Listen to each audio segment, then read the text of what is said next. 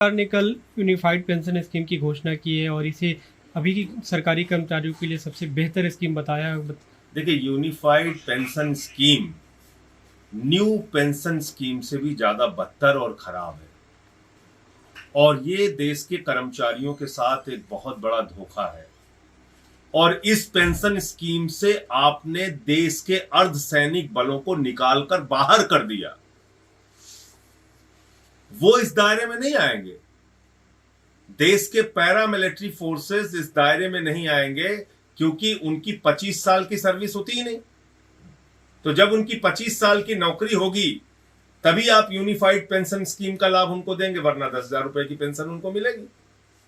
दूसरी बात इसमें क्या है कि जब से आपने अपनी नौकरी शुरू की, मान लीजिए आपने 40 साल नौकरी की, तो हर महीने आपका 10% सैलरी से कटेगा पेंशन के नाम पे और उसके बाद पूरा पैसा सरकार अपने पास रख लेगी। मान लीजिए 1 लाख की सैलरी है, 40 साल आपने नौकरी की, कभी 2 लाख होगी सैलरी आगे बढ़ के आपकी, कभी 3 लाख होगी। जितना पैसा आता है 10% के हिसाब से वो पूरा का पूरा पैसा सरकार रख लेगी अपने पास। उसके बाद क्या करेंगे? अंतिम के 12 महीने जो हैं उसका एवरेज निकालकर 6 महीने की तनख्वाह आपको कैश में दे देंगे और फिर ये कह रहे हैं कि एवरेज सैलरी निकाल के आपको आधा पेंशन देंगे।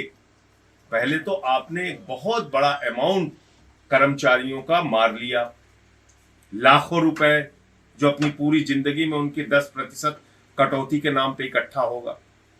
दूसरी चीज, आपने इससे अर्धसैनिक बलों को बाहर कर दिया। बड़ी संख्या में आपने इसमें कह दिया 25 साल की जब न्यूनतम आपकी सर्विस होगी, 20 साल से बढ़ाकर उसको 25 साल कर दिया कि न्यूनतम सर्विस जब आपकी 25 साल की होगी तभी आप इस यूनिफाइड पेंशन स्कीम के दायरे में आएंगे। तो कुल मिलाकर ये एनपीएस से भी ज्यादा बदतर यूपीएस आया है और देश के कर्मचारियों के साथ एक बहुत बड़ा धोखा मोदी सरकार ने किया है, जिसको इस देश के कर्मचारी समझते हैं और इसका जवाब हो जाए। आप लोग अभी भी ये मांग कर रहे हैं कि ओपीएस बहाल किया जाए। भाई, पुरानी पेंशन स्कीम बहाल करने में आपको क्या समस्या है? आप ओपीएस बहाल कीजिए और उसमें जो सर्विस का टाइम पीरियड है पेंशन के लिए वो 20 साल है, वो 20 साल रखिए। आपने बढ़ा के 25 साल कर दिया, पैरामिलिट्री फोर्सेस तो बाहर हो जाएंगे ना इससे।